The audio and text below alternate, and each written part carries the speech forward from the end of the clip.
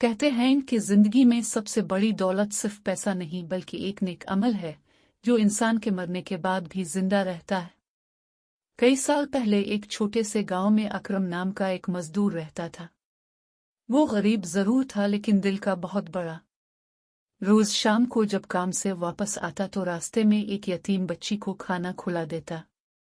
अकरम के पास ज्यादा कुछ नहीं था, मगर जितना होता वो बांट देता।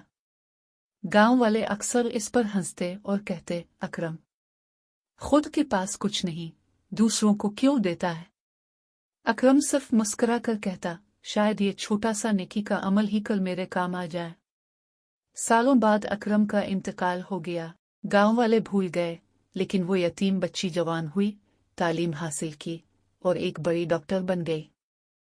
किसी दिन ऐसी गांव में बीमारियां फैल गईं। वही डॉक्टर औरत सबसे पहले दौड़कर आई और गांव के लोगों का इलाज किया।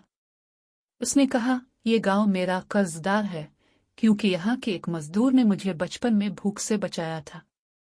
दोस्तों, याद रखिए, नेकी कभी ज़ाय नहीं जाती। एक छोटा सा अमल भी किसी की जिंदगी बदल सकता है और शायद कल को दुनिया आपके जाने के बाद भी आपके नाम को याद रखे।